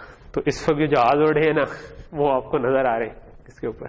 और भी है, FM रिसीवर आप बना लो तो रेडियो के तौर पर काम करना शुरू कर देगा, ठीक है। अपना ट्रांसमीटर रिसीवर बना लो तो काफी सारे काम इसके ऊपर कर सकते हैं। अगर आपने कम्युनिकेशन के ऊपर काम करना है या जिन्होंने काम किया उन्होंने अक्सर उन्होंने कहीं ना कहीं पे जिंदगी में इसको इस्तेमाल किया हुआ होता है, ठीक है। अब तो खैर ये तो 10 to 10 है आजकल, इसका नया वर्जन भी आ गया हूं। अच्छा ओके, वैसे जो जहाज अगर आपने देखना हो तो एक फ्लाइट रडार 24 नाम से एक साइट है, उस पर आपको लाइव नजर आ रहे होते हैं। जस्ट टॉपिक से हट के है, लेकिन जब आप देखते हैं ना एक पूरी दुनिया पे क्योंकि देख सकते हैं तो उससे आपको इस चीज का आइडिया होता है कि यार वो मतलब मैं पिछले दिनों रिपोर्ट पढ़ा था कि शायद प्रॉब्ली एक बहुत बड़ा रीजन जो पोल्यूशन में जो सबसे बड़ी कॉज है ना वो शायद जहाजों का फ्यूल है, ठीक है। मैंने कहा कहाँ यार, जहाज तो कोई उड़ा होता है, कोई इधर कोई उधर। तो फिर मैंने जब फ्लाइट रडार में जाके देखा कि जब आप देखते हैं ना कि लेट से अमेरिका के ऊपर इस वक्त कितने जहाज उड़े होंगे, ठीक है, तो वो थाउजेंड्स ऑफ जहाज उड़े होते हैं एक बड़े शहर के अराउंड, ठीक है। और वो वाकई मेरा ख्याल है कि वो अच्छी भली पोल्यूशन बन जाएगी। या दूसरा बात का आप कहते हैं ना कि यहाँ 9/11 में जो था वो पता नहीं चला उनको कि ये कैसे सबसे बड़ी ताकत, और उनको ये नहीं पता चला कि कोई जहाज अपने। सो आप जाकर देखते हैं कि यार 5-6 हज़ार जहाज उड़े हो तो वाकई में किसी को नहीं हो सकता है कि भाई ना पता चला उसको कि कहाँ पर चला गया, बड़ा रियल सी बात है, ठीक। Okay, so just coming back to जो मैं कवर करना चाह रहा था, ठीक है। सो मैं इधर इसलिए रुक गया था क्योंकि मैं थोड़ा सा आपको आइडिया देना चाह रहा था कि हाँ 5-4 और वो मतलब इंटरफेसेस का थोड़ा सा आइडिया आपको हो गया, ठीक है। अच्छा, ये एक थ्योरेटिकल मॉडल है कान प्रोसेस नेटवर्क, जो कि अमूमन इसी तरह के स्ट्रीमिंग सिस्टम जो है ना जिसमें आपको एक इनपुट स्ट्रीम आ रही है उसको मॉडल करने के लिए यूज होता है। इसमें आप कहते हो कि यार जो आपके कंपोनेंट्स हैं ना उनके दरमियान आप वो इनपुट 5-4 से ले रहे होते हैं और उनकी आउटपुट भी 5-4 को जा रही होती है, ठीक है। और बेसिकली आप ये कह रहे होते हो कि जो आपकी राइट है ना वो नॉन ब्लॉकिंग है और रीड ब्लॉकिंग है, यानी जब भी आप राइट करवाओगे तो वो हमेशा हो जाएगी और जब भी आप रीड करोगे हो सकता है उसमें आपको इंतजार करना पड़े, ठीक है। सो अब एक तरीका मॉडल करने का है कि आप जो भी आपने लेट से ABCD कोई प्रोसेस करने थे या P1 P2 P3 प्रोसेस करने थे तो इसको लेट से 2 जगहों से डाटा आए तो इसने काम करना है, ठीक है। सो अब ये डाटा प्रोड्यूस कर रहा है अगर तो इसका राइट हमेशा हो जाएगा। इसको हो सकता है कि इधर से भी इंतजार अभी करना हो डाटा का, ठीक है। तो जब तक दोनों का डाटा नहीं आएगा तो ये दोनों मतलब हो सकता है कि दोनों को मल्टीप्लाई करके या कोई प्रोसेस करके आपने रिजल्ट क्रिएट करना हो, ठीक है। तो ये नहीं होगा कि यार ये बंदा जो है ना ये डाटा प्रोड्यूस करना चाह रहा है लेकिन वो कहीं पे सेव ना हो, ठीक है। तो वो दरमियान में हमने 5-4 लगा दिया, वो उसके ऊपर लिखा जाएगा। जब इसको दूसरी तरफ से डाटा अवेलेबल होगा तो ये दोनों डाटा उसको कंज्यूम करके आगे FIFO पर लगा देगा। ठीक है, अगर कोई ऐसी कंडीशन आ जाती है कि यार इसको दूसरी तरफ से डाटा आ ही नहीं रहा, ठीक है, तो ये थ्योरेटिकल मॉडल है, इसमें आप अज्यूम करते हैं कि FIFO इनफाइनाइट लेंथ के, ठीक है, लेकिन प्रैक्टिकल सिस्टम में FIFO इनफाइनाइट लेंथ के नहीं होते। ठीक है, प्रैक्टिकल सिस्टम में आपने हो सकता है कि एक ब्लॉक रैम लगा दियो, सो एक ब्लॉक रैम अगर लगा दिया तो वो अगर 32 बिट का सैंपल है तो 5 और 2 सैंपल्स हो सकता है होल्ड करके रख सकती हो। ठीक है, लेकिन अब ये आपको एनालिसिस करना होता है कि कितने इधर डाटा काफी रहेगा। अगर तो इस किस्म का केस हो कि यार हमेशा ये तेज प्रोड्यूस करता है और ये स्लो कंज्यूम करता है, फिर आप जितना मर्जी बड़ा बफर लगा दें, इवेंचुअली वो ओवरफ्लो हो जाएगा, क्योंकि भाई आगे बंदा जो है वो आगे वाला जो डिजाइन है, ठीक है, मैं बंदा कह रहा हूं बट बंदा मीन्स डिजाइन, ठीक है, तो आगे वाला डिजाइन जो है वो उस डाटा को स्पीड पे कंज्यूम ही नहीं कर सकता। ठीक है, तो अगर वो कंज्यूम नहीं कर सकता तो इवेंचुअली उस डाटा ने जाके मतलब वो पूरा बफर भर जाएगा और आपको फिर जगह चाहिए होगी। ठीक है, तो जब भी आपने सिस्टम डिजाइन करना है तो ये आपको पहले से एनालिसिस करना पड़ता है कि मुझे इनपुट रेट क्या मिल रहा है। ठीक है, उस इनपुट रेट के हिसाब से फिर आप डिजाइन करते हैं कि मैं जितने भी सिस्टम बनाऊं वो इस तरीके से चल रहे हों कि कभी ये वाली कंडीशन ना आए कि मैं पीछे से डाटा ज्यादा प्रोड्यूस हो गया। सो आपको ये पता हो कि हाँ ठीक है, ये आगे पीछे थोड़े बहुत हो सकते हैं कि यार कभी एक ब्लॉक ने ज्यादा डाटा प्रोड्यूस कर दिया, दूसरे ने कम, वो FIFO इतना बड़ा उसके आगे लगा हो कि वो उसको होल्ड कर सके। ठीक है, तो ये आपको इसका एनालिसिस करना पड़ता है। ठीक है, सो नॉर्मली अगर आप इस तरीके से मॉडल करना चाह रहे हैं ना, फिर आप जो मैटलैब कोड लिखेंगे या तो आप लिखेंगे इस हिसाब से कि वो ब्लॉक बाय ब्लॉक प्रोसेस कर रहा होगा। ठीक है, कि एक ब्लॉक का कोड लिखा वो प्रोसेस करके एक चीज जनरेट कर रहा है, फिर दूसरे ब्लॉक का किया वो दूसरा कर रहा है। ठीक है, या फिर आप कहते हैं अगर आपको उस तरह से नहीं लिखा तो आप पहले कन्वर्ट करेंगे। ठीक है, उस कोड को रीराइट करेंगे इन ब्लॉक्स। अगर वो 3-4 काम इकट्ठे कर देता है तो आप उसको कहेंगे नहीं मैं इसको पहले चेंज करके अलग कर लो। ठीक है, ये वाली एग्जांपल्स मैं स्किप कर रहा हूं क्योंकि ये तो खैर स्पेसिफिक एग्जांपल्स थी फॉर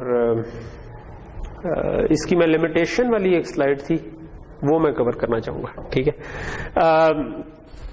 सो एक जो इसकी लिमिटेशंस हैं वो क्या है, ये बड़ा अच्छा मॉडल है, मतलब स्ट्रीमिंग नेट, जिस तरह जो मैंने अभी आपको USRP की RTL की एग्जांपल दी, जो मैंने आपको डायग्राम दिखाई थी उसमें USRP के एक्चुअल हार्डवेयर कैसे चल रहा है वो था। ठीक है, तो वो तकरीबन इसी तरह कर रहा है, उसमें FIFOs लगे हुए हैं, सिर्फ फर्क यह है कि प्रैक्टिकलिटी के हिसाब से FIFO की कोई डेप्थ फिक्स्ड है। ठीक है, ये नहीं है कि FIFO मतलब थ्योरेटिकल मॉडल में इनफाइनाइट लेंथ हो सकती है, उसमें एक्चुअल में कुछ लेंथ है।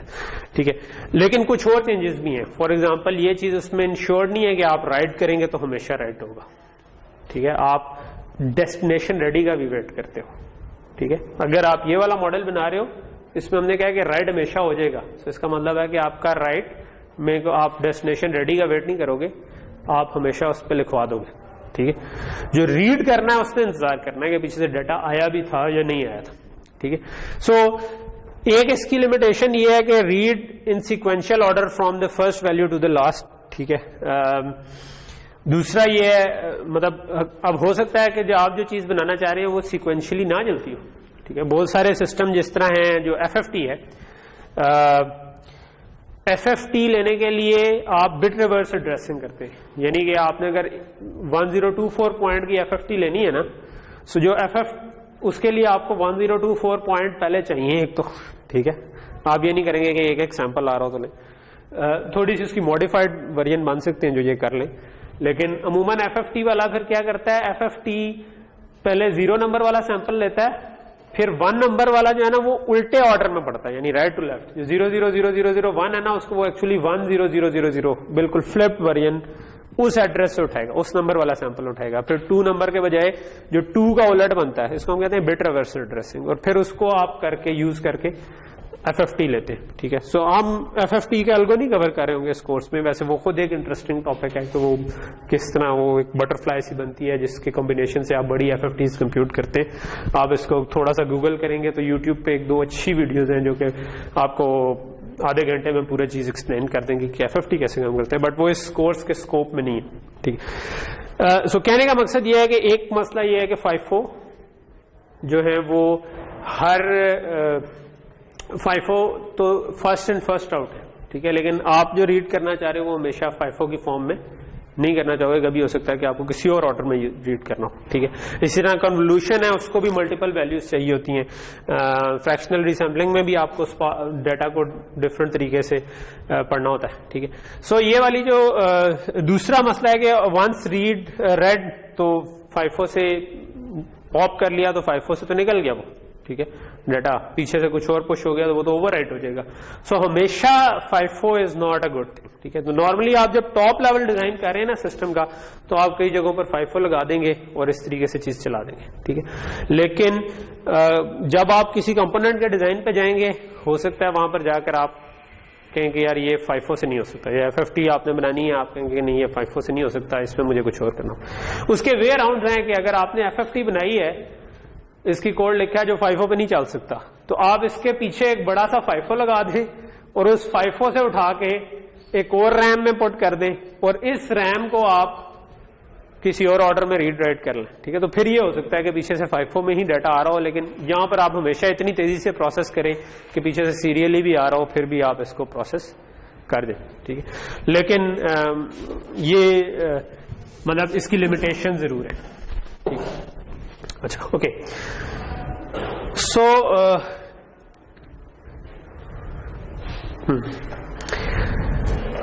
सो ये जो पूरी अभी तक मैंने तमहीद बांधी, ठीक है कह लें, या उसका मकसद एक तो आपको थोड़ा बहुत उससे आशना करवाना था कि क्या स्टेप्स होते हैं सिग्नल।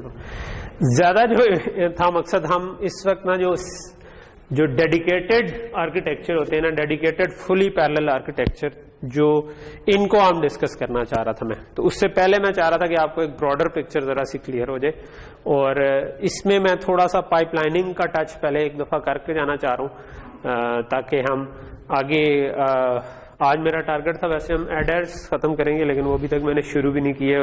इसके बाद अब शुरू होंगे तो देखते हैं कि हम ठीक चलते हैं कि डेडिकेटेड फुली पैरेलल आर्किटेक्चर क्या होते हैं।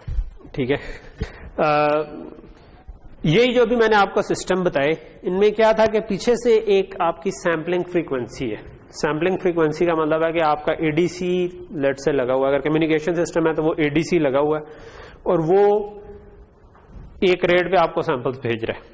ठीक है, सो लेट से वो 100 मेगाहर्ट्ज पे भेज रहा है, तो अब आपको 100 मेगाहर्ट्ज के एक क्लॉक चाहिए जो सैम्पलिंग फ्रीक्वेंसी भेज रहा है। अब अगर सैम्पलिंग फ्रीक्वेंसी बहुत लो भी हो सकती है, बहुत हाई भी हो सकती है।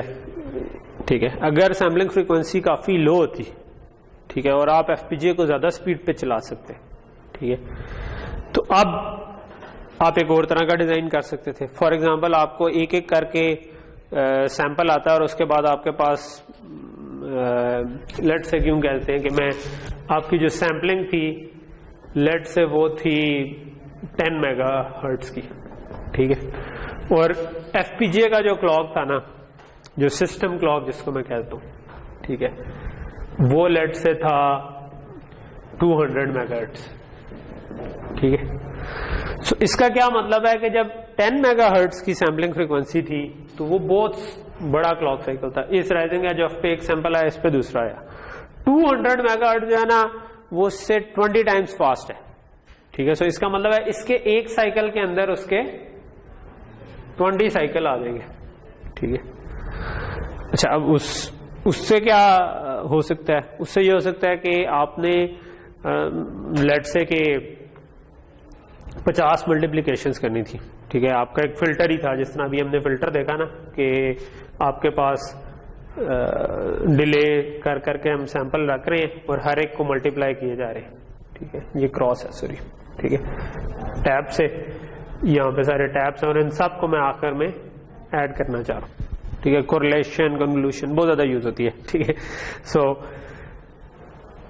एक तरीका ये है कि मैं इतने मल्टीप्लायर लगा दूं, लेकिन अगर मुझे पता है कि मेरे पास 20 साइकिल हैं तो हो सकता है कि मैं एक ही मल्टीप्लायर पे डिफरेंट पहले इसको मल्टीप्लाई कर दूं, फिर इसी मल्टीप्लायर को यूज करते हुए अगले टैब को मल्टीप्लाई कर दूं, फिर इसी मल्टीप्लायर को यूज करते हुए अगले टैब को मल्टीप्लाई कर दूं, तो मेरे 20 मल्टीप्लायर्स के बजाय एक मल्टीप्लायर लग रहा होगा।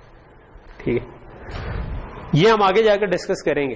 तो ये वाला जो केस था ना, ये था कि जिसमें आपकी clock sampling frequency is less than जो आपका सिस्टम क्लॉक है, ठीक है। सो इसमें आप हार्डवेयर बचा सकते हैं by using same resource again and again.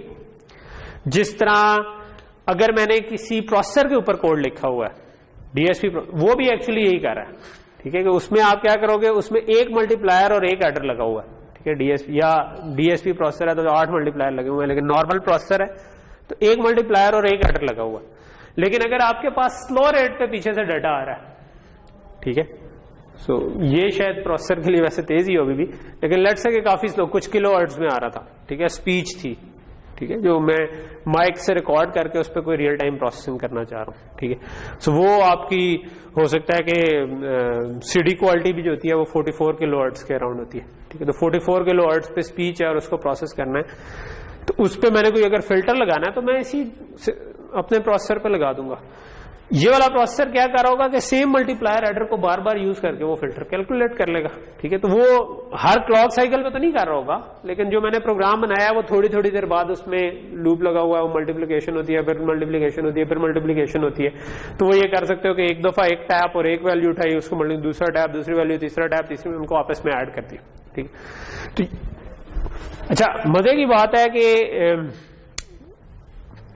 Code लिखने के पॉइंट ऑफ व्यू से मार्जिन इसमें आपके पास ज्यादा है कि आप हार्डवेयर बचा सकते हैं, ठीक है। एक केस ये है, इसमें कुछ हार्डवेयर वगैरह बच सकते हैं। एक केस ये है कि आपकी सैम्पलिंग फ्रीक्वेंसी बड़ी थी, सिस्टम क्लॉक थोड़ा था, ठीक है। आपने कहा कि यार मेरा सिस्टम क्लॉक 200 मेगाहर्ट्ज था, लेकिन मैं 500 मेगाहर्ट्ज पे सैंपल कर लेता हूं, ठीक है, या चलो 600 कर लेता हूं, मल्टीप्लाई हो जाए, मल्टीपल बन। इसका मतलब है ये उससे 3 टाइम्स बड़ा है, ठीक है, 3 टाइम्स बड़ा है। इसका मतलब है मुझे एक क्लॉक साइकिल पे 3 सैंपल आ जाते हैं। अगर 3 सैंपल आ जाते हैं, अब मैंने फिल्टर बनाना है तो मुझे फिल्टर का पैरेलल आर्किटेक्चर कोई बनाना पड़ेगा, ऐसा आर्किटेक्चर जो कि 3-3 सैंपल्स को इकट्ठा हैंडल कर सके। इसमें आपकी हार्डवेयर रिक्वायरमेंट काफी ज्यादा हो जाएगी, ठीक है। और एक तीसरी चीज है कि आपका जो क्लॉक फ्रीक्वेंसी थी वही आपका सिस्टम क्लॉक था, ठीक है, जो कि आपका जिसमें अगर ये भी 100 मेगाहर्ट्ज था तो ये भी 100 मेगाहर्ट्ज, ठीक है। उस केस को हम कह रहे हैं डेडिकेटेड फुली आर्किटेक्चर, क्योंकि एक्चुअली वो वाला केस हार्डवेयर डिजाइन के पॉइंट ऑफ व्यू से आसान है, ठीक है। तो हम स्टार्ट करेंगे आसान से। ये जो मैंने बाकी 2 केसेस आपको बताए, ये हार्डवेयर डिजाइन के पॉइंट ऑफ व्यू से थोड़े से कॉम्प्लेक्स हैं, क्योंकि अब आपके पास ज्यादा ऑप्शंस आ गई, ठीक है। ये अगर क्लॉक फ्रीक्वेंसी सैम्पलिंग फ्रीक्वेंसी के इक्वल है तब आपके पास ज्यादा ऑप्शन नहीं होती डिजाइन करने की, जो चीज आ रही है उसको हर क्लॉक पे आप बस काम करते जाओ। इसमें हम बस देखेंगे आप पाइपलाइन कर सकते हैं या सीधा सीधा डायरेक्टली जो प्रोसेस हो रहा है ना उसको हार्डवेयर उसका बना दें, ठीक है। तो हम वो वाला प्रोसेस से थोड़ा सा मैं गुजारना चाह रहा हूं इस क्लास में। ओके, सो अगर आपका ये वाला केस हो कि जो सैम्पलिंग क्लॉक था और सिस्टम क्लॉक था वो बराबर है, तब आप क्या करते हैं कि आप कोड उठाते हैं मैटलैब का या जो भी आपने सिस्टम डिजाइन किया, उसको आप डाटा फ्लो ग्राफ की शक्ल देते हैं, ठीक है। आप कहते हैं कि यार ये इनपुट आ रही थी, ये इनपुट आ रही थी, उस पर ये वाला ऑपरेशन हुआ, उसको आपने आगे भेजा, कोई और ऑपरेशन हुआ, इस तरफ से 2 आउटपुट्स निकाली, ऑपरेशन हुआ, चौथा ऑपरेशन हुआ, एंड सो ऑन, ठीक है। तो जो स्टेप्स हो रहे हैं ना कोड के, मैटलैब कोड में जाके देखा आपने, उन स्टेप्स को आपने इस तरीके से तोड़ दिया, ठीक है, कि भाई ये इनपुट आ रही थी और ये काम हमने कर लिया, ठीक। अच्छा, जब ये आपका डाटा फ्लो ग्राफ बन जाता है, ठीक है, कि जिसमें आपने इस तरह तोड़ दिया, नेक्स्ट स्टेप होता है कि आप कहते हो कि अच्छा अब ये ऑपरेशन क्या था, ठीक है, लेट्स से ये मल्टीप्लिकेशन थी, ये एडिशन थी, ये सब्ट्रैक्शन थी। अगर ये कॉम्प्लेक्स थे थोड़े से तो आप फर्दर एक इसको एक्सपैंड करके उसका डाटा फ्लो ग्राफ पूरा बनाओगे और देखोगे जब आप एडिशन, मल्टीप्लायर, सब्ट्रैक्शन, मल्टीप्लिकेशन इस लेवल तक पहुंच जाओ, उस वक्त तक आप उस लेवल का आपको फ्लो ग्राफ चाहिए, ठीक है। तो आप इनको डायरेक्टली हार्डवेयर बनाते हैं, ठीक है। आप कहते हो अच्छा ये मल्टीप्लिकेशन थी, मल्टीप्लायर लगा दो, एडिशन थी, एडर लगा दो, सब्ट्रैक्शन थी, सब्ट्रैक्टर लगा दो, ठीक है। तो ये डायरेक्ट हार्डवेयर का कंपोनेंट लगा दिए। जिस तरह अगर आपने वेरिलॉग कोड करना हो तो आपको पता है कि मैंने अगर एडर बनाना है तो मैं a+b लिखूंगा तो एडर बन जाएगा, ठीक है। अगर मैंने a स्टैरिक b लिखा तो मल्टीप्लायर बन जाएगा, ठीक है। तो ये मुझे पता है, तो मैंने डायरेक्टली उसी कोड को देखा, जहां पे इनपुट आ रही थी मैंने उस इनपुट को टाई कर दिया एक मल्टीप्लायर से, उसको टाई कर दिया, जहां पर एडर चाहिए था वहां एडर से, तो ये बड़े आराम से डायरेक्टली हार्डवेयर बन गया। जब आप ये वाला हार्डवेयर बना लेते हैं ना, तो ये हार्डवेयर होता है अमूमन स्लो, ठीक है, क्योंकि ये सारा काम एक ही साइकिल में करने की कोशिश कर रहा है, ठीक है। तो तब आप इसको कहेंगे हार्डवेयर टूल को सिंथेसाइज करो, सिंथेसाइज करके वो बताएगा कि भाई ये मैक्सिमम इस क्लॉक फ्रीक्वेंसी पे चल सकता है।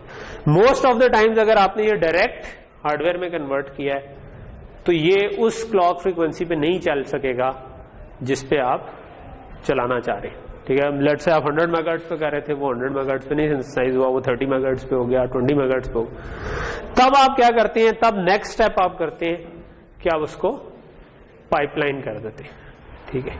पाइपलाइन करना क्या होता है, ये असल में मैं अभी डिस्कस करना चाह रहा था, जिसके लिए ये पूरी कहानी सुनाई थी, ठीक है। पाइपलाइन क्या करते हैं कि आप इसके दरमियान रजिस्टर्स ऐड कर देते हैं, इस तरह के आपका ओवरऑल क्लॉक का पीरियड इंप्रूव हो जाए, ठीक है। सो मैं पाइपलाइनिंग को अब डिस्कस करता हूं आगे, ठीक है। सो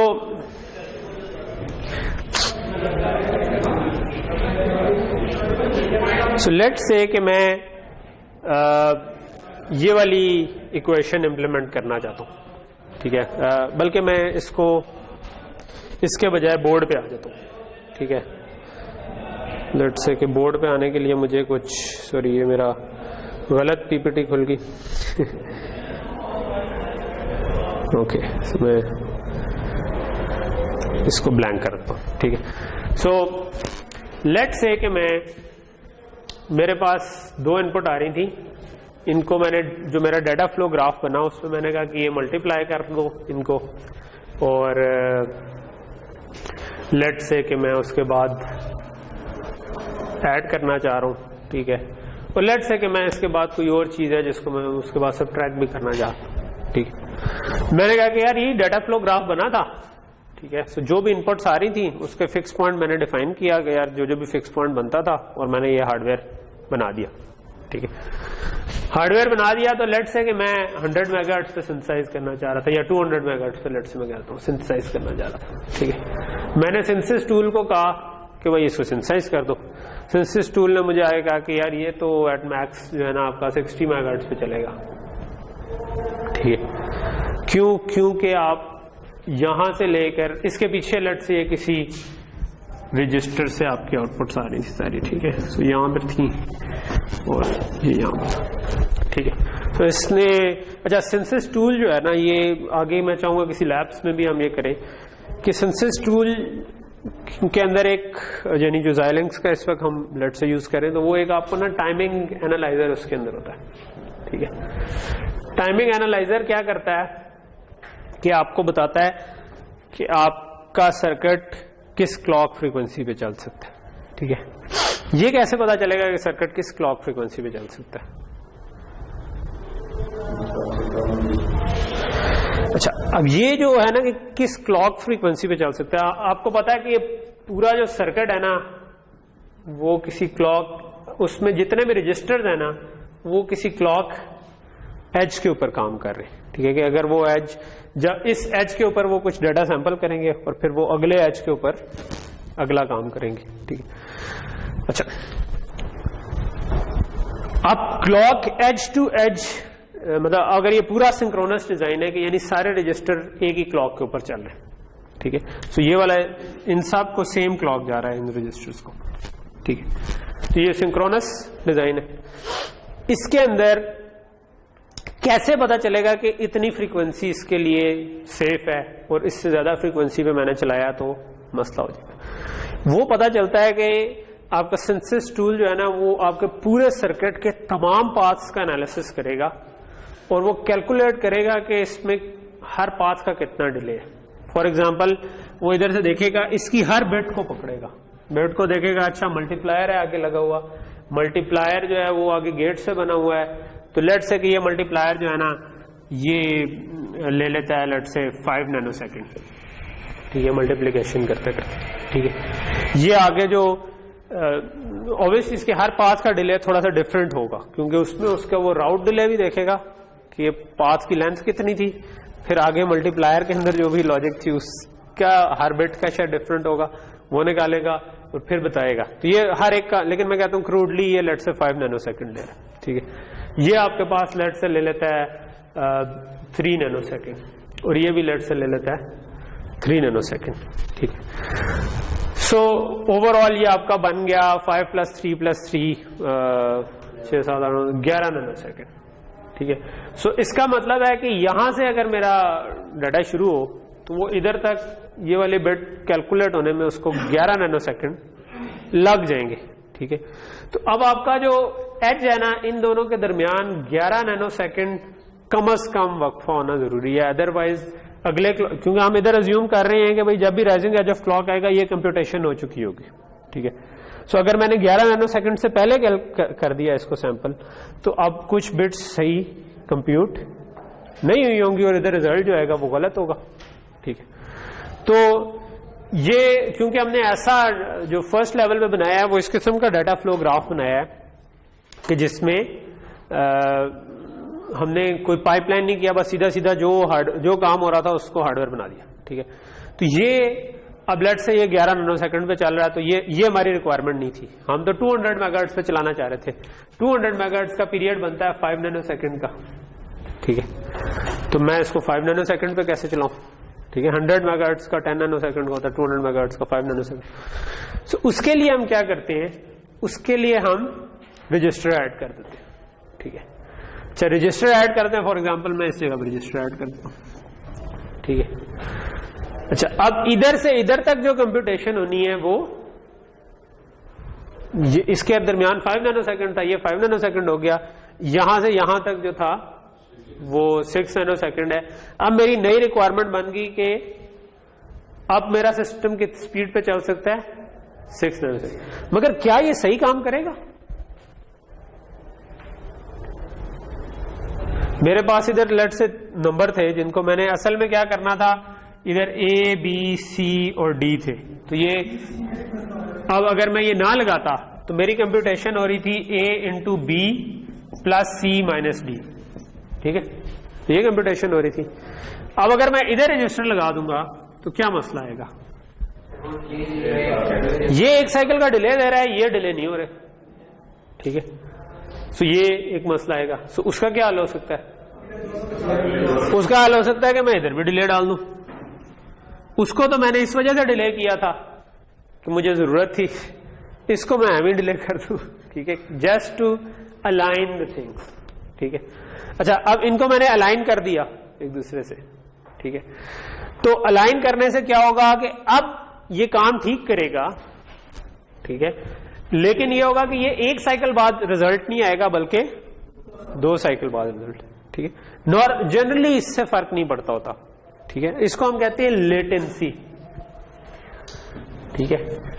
So, कुछ टर्म्स भी आपको आनी चाहिए, कल को आपने इंटरव्यूज भी देने हैं, सिर्फ कॉन्सेप्ट्स पे के साथ साथ थोड़ी सी टर्मिनोलॉजी है।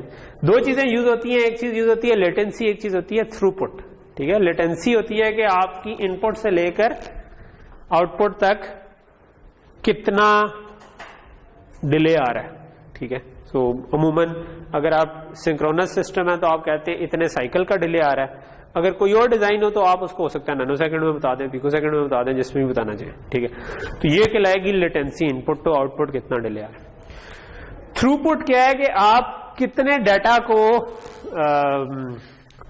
प्रोसेस कर सकते हैं पर यूनिट टाइम, ठीक है। जिस तरह इस केस में हम हर साइकिल पे ये सैंपल्स ले रहे, ठीक है। तो ये अगर पीछे ये एक ही सैंपल से जनरेट हुए थे तो मैं कहूंगा कि भाई ये 1 सैंपल पर साइकिल जा रहा है, ठीक है। तो अगर यूनिट ऑफ टाइम साइकिल रख लिया, और अदरवाइज आप अगर सेकंड में बताना चाहें तो आप कहेंगे मैं इतने सैंपल्स पर सेकंड प्रोसेस कर सकूं, ये मेरी थ्रूपुट है, ठीक है। ये कई डिजाइन में यूज होता है, ठीक है। अगर आपको ये कंसेप्चुअली समझ आ गया ना कि लेटेंसी का मतलब है कि किसी भी डब्बे की, ठीक है, तो मैं जनरलाइज चाह रहा हूं आपको समझ आए, एक डब्बा है जिसकी कोई इनपुट है और आउटपुट है, ठीक है। सो लेटेंसी ये कहती है कि इनपुट से आउटपुट का डिले कितना है, ठीक है। और थ्रूपुट ये कहती है कि आप एक सेकंड में कितने सैंपल्स ले सकते हो, ठीक है। तो आप कह दो कि यार मैं हो सकता है 500 सैंपल्स पर सेकंड, या 5 मिलियन सैंपल्स पर सेकंड, या मैं 5 बिलियन सैंपल्स पर सेकंड। तो ये सारी डिफरेंट थ्रूपुट्स हैं जो कि आप इसके अंदर अचीव कर सकते हैं, ठीक है। तो थ्रूपुट को बाद में हम डाटा रेट, और बैंडविड्थ से भी रिलेट कर सकते हैं, ठीक है। जब हम कहते हैं ना कि मेरे नेट की इतनी बैंडविड्थ है या इतनी स्पीड है, तो वो एक्चुअली हम थ्रूपुट को रेफर कर रहे होते हैं, ठीक है, लेटेंसी को रेफर नहीं कर रहे होते, ठीक है। लेटेंसी जो है वो मोस्ट ऑफ सिस्टम्स में मैटर इतना नहीं करती एक खास लेवल के अंदर हो तो, ठीक है। अगर आप मतलब लट से किसी न किसी सिस्टम के साथ इंसानों ने अगर इंटरेक्ट करना, तो इंसान 1/16 ऑफ अ सेकंड तक अगर कुछ हो जाए तो हमें पता भी नहीं चलता, ठीक है। लेकिन अगर मशीन्स के साथ करना है तो वो मशीन्स से ज्यादा तेज भी हो सकती है, ठीक है। लेकिन एक खास लेवल तक आपको लेटेंसी बॉदर नहीं करती, लेकिन अगर बहुत ज्यादा हो जाए, लट से 1 सेकंड की लेटेंसी आ जाए, ठीक है, आप इधर से कोई ड्रोन की फायरिंग को कंट्रोल करना चाह रहे हैं, ठीक है, और आपने जब बटन दबाया था वो असल में 1 सेकंड पुरानी वीडियो थी और वो 1 सेकंड आगे जाके लग गया, तो हो सकता है कि कोई मेरी तरह का शरीफ बंदा जा रहा हो वह भी उड़ जाए, ठीक है। सो फिर क़यामत के दिन उसको मैं ड्रोन मार नहीं। ओके, सो बात समझ आ रही है ये? ये खैर एक साइड टॉपिक था, मैं इस वक्त आपको जो देना चाहता। यहां पर अगर हमने इसको पाइपलाइन कर दिया तो अब ये कितनी स्पीड पे चल सकता है? पहले 11 नैनो सेकंड था, आप किस पे चल सकते हैं? अब ये 6 पे चल सकता है। जो आपका सबसे बड़ा पाथ होता है, ठीक है, वो डिटरमिन कर रहा होता है कि क्लॉक क्या होगी, ठीक है। सो इस केस में अब बड़ा पाथ ये है, ठीक है। सो पूरा टाइमिंग एनालिसिस करके आप हो सकता है टाइमिंग एनालाइजर 1 मिलियन पाथ्स को देखे और उन मिलियन पाथ्स के बाद वो इंटरेस्टेड किसमें था? सिर्फ उस लॉन्गेस्ट पाथ में, कि ये लॉन्गेस्ट पाथ जितना टाइम लेता है ना, दैट विल डिफाइन कि आपकी क्लॉक फ्रीक्वेंसी क्या हो सकती है, ठीक है। सो अमूमन ये एक इटरेटिव सा प्रोसेस होता है कि आप एक मतलब अगर मैं ये वाला सर्किट डिजाइन कर रहा हूं तो मुझे एफपीजीए की डाटा शीट में वो बता देंगे कि मल्टीप्लायर कितने नैनो सेकंड लेता है, एडर जो है वो कितने नैनो सेकंड ले रहा है, एक रफ सा आइडिया में होता है। ऑलरेडी जो डिजाइन कर रहे होते हैं काफी अर्से तो उन्हें हो जाता है। तो आप डिजाइन करते हुए पहले से ही चीजों को पाइपलाइन करते हैं, बजाय ये कि उसके कोड लिख के और जब ना चले और उसके बाद करें, उसके बजाय आप स्टार्ट से इसको पाइपलाइन करके चल रहे होते हैं। लेकिन हो सकता है कि आप इसको पूरा पाइपलाइन करके चला भी दें, स्टिल टाइमिंग ना मीट हो रही हो, ठीक है। उसको हम कहते हैं टाइमिंग क्लोजर का प्रोसेस। फिर आप जाके देखते हैं टाइमिंग एनालाइजर जो टूल है वो आपको बताता है कि ये वाला पाथ है, इसमें मसला आ रहा है, उस पाथ में मसला आ रहा हो तो आप दरमियान में इसको पाइपलाइन करते हैं, ठीक है। सो अभी भी ये हमारी रिक्वायरमेंट मीट नहीं हुई, अब क्या करें? हमने तो 5 नैनो सेकंड पे लेके जाना था, इसका मतलब इसको फर्दर पाइपलाइन किया जा सकता है, ठीक है। सो मैं इधर एक पाइपलाइन रजिस्टर लगा दूं, ठीक है, बट मुझे वो अगर उधर लगाया तो इधर भी लगाना पड़ेगा, नहीं तो ये जल्दी मतलब ये एक साइकिल का डिले डाल देगा, ये नहीं डालेगा, ठीक है। सो यहां तक चीज समझ आ रही है, ठीक है। सो अगर ये कर दूंगा तो अब ये 3 नैनो सेकंड है, ये 5 नैनो सेकंड है, तो ये 200 मेगाहर्ट्ज के ऊपर चल सकता है, ठीक है। और मैं आप कह सकता हूं कि ये 200 मेगाहर्ट्ज पे चला दो और साथ लेटेंसी अब इसकी 3 की हो गई है, लेकिन थ्रूपुट उसी तरह रही है, ठीक है। यानी पहला सैंपल लेट हो जाएगा, लेकिन उसके बाद आपको हर साइकिल में इनपुट। तो ये कहां पर रजिस्टर लगाने हैं, ये मैंने बड़ी सिंपल सी एग्जांपल अभी आपको दी, ठीक है। व्हाट अबाउट कि मेरी रिक्वायरमेंट होती है कि इसको 200 पे नहीं 300 मेगाहर्ट्ज पे चलना चाहिए, ठीक है। सो अब मैं किधर रजिस्टर डालूं, ठीक है, मतलब या लेट से 3 नैनो सेकंड मेरी रिक्वायरमेंट होती है, 3 नैनो सेकंड रिक्वायरमेंट होती तो अब मुझे किसी तरह इसको तोड़ना पड़ता, ठीक है। तो अगर मैं अपना आईसी बनाने जा रहा हूं, अपनी चिप बनाने जा रहा हूं, तो मल्टीप्लायर भी हो सकता है मैंने खुद डिजाइन किया, तब मैं मल्टीप्लायर के आर्किटेक्चर के अंदर जाऊंगा और उसको तोड़ने की कोशिश करूंगा कि मल्टीप्लिकेशन बेशक 2 साइकिल में हो जाए, ठीक है, लेकिन फिर आप आधी मल्टीप्लिकेशन करोगे और इधर एक रजिस्टर लगाओगे, लेकिन फिर आपको इधर रजिस्टर नहीं लगाना पड़ेगा, ये पूरा रजिस्टर लगाना पड़ेगा, ठीक है। ये बात समझ आ रही है ना, ठीक है। सो आधी मल्टीप्लिकेशन क्या होगी, अब ये क्वेश्चन है क्या, ठीक है। मतलब मिसाल के तौर पर आपका मल्टीप्लायर हम आगे पढ़ेंगे कि अगर आप मल्टीप्लाई करते हो तो पहले पार्शियल प्रोडक्ट्स जनरेट होती हैं, ठीक है, और फिर आप इन सबको ऐड करते हो, ठीक है, इनको कंप्रेस करते हो, इनको छोटे, ठीक है, जो अगले टॉपिक है। तो मैं इसीलिए मैं एक्चुअली पाइपलाइनिंग बाद में भी कवर कर सकता था, इस स्टेज पे कवर करने का मकसद यह है कि जब हम एडर मल्टीप्लायर पढ़े तो हमें डिलेज का आइडिया हो, चीजों का डिले क्या होता है, ठीक है। और डिले सर्किट में ना आप यही 3-4 चीजें देख रहे होते हैं। एरिया कितना लेता है, स्पीड कितनी है, पावर कितनी लेता है, ठीक है। सो एरिया जो है कई दफा आप ट्रेड ऑफ कर सकते हैं ना, कि आप एरिया बढ़ा दें लेकिन स्पीड भी तेज हो जाए, ठीक है, या आप स्पीड घटा दें और एरिया बचा लें, ठीक है। और इसी तरह पावर के साथ भी आप इसको ट्रेड ऑफ कर सकते हैं। पावर को हम थोड़ा कम टच करेंगे, लेकिन उसका वैसे जिस पावर नॉर्मली डायरेक्टली प्रोपोर्शनल होती है कि आपकी क्लॉक फ्रीक्वेंसी कितनी है, तेज चलाएंगे ज्यादा पावर डिसिपेट होगी। फिर वो डायरेक्टली प्रोपोर्शनल होती है कि चेंजेस कितनी आ रही है सर्किट में, ठीक है। तो वो वाले हिस्से जिनको यूज नहीं कर रहे, अगर आप उनको ऑफ कर दें तो आपकी पावर बच सकती है, ठीक है। तो पावर मैनेजमेंट एक और चीज है जिस पे प्रोबेबली मुझे नहीं लगता कि हमें टाइम मिलेगा, लेकिन ये चीज, तो ये भी चीज समझ आई। अच्छा, ये तो मैंने एक स्पेसिफिक एग्जांपल की जिससे आपको थ्रूपुट और ये लेटेंसी और पाइपलाइन का समझ आ जाना चाहिए। लेकिन अगर इन जनरल मैंने किसी भी फ्लो ग्राफ को पाइपलाइन करना होता, ठीक है, सो मैं वापस ओरिजिनल फ्लो ग्राफ पे आ जाता हूं, तो ये जो फिगर आउट करना है ना कि ये रजिस्टर कहां कहां लगेंगे, ये इतना सिंपल बात का नहीं होता, ठीक है। मतलब ये तो छोटी एग्जांपल थी ना, ये वो कई दफा हो सकता है आपकी कोई हजारों आउटपुट्स हो और अब आपने एक जगह पे पाइपलाइन किया तो बाकी सब पे क्या इफेक्ट पड़ेगा, ठीक है। तो उसके लिए हम ये करते हैं कि जिस तरह अब ये हमारा एक्चुअल ग्राफ था ना जो भी हमने यूज किया, लेट्स से कि ये मैंने ग्राफ बनाया, ठीक। सो आप इस ग्राफ के ऊपर एक लाइन लगाते हैं, ठीक है, कि मिसाल के तौर पर मैंने ये एक लाइन लगा दी। सो ये मेरी इस ग्राफ को कट करती हुई लाइन है, ठीक है।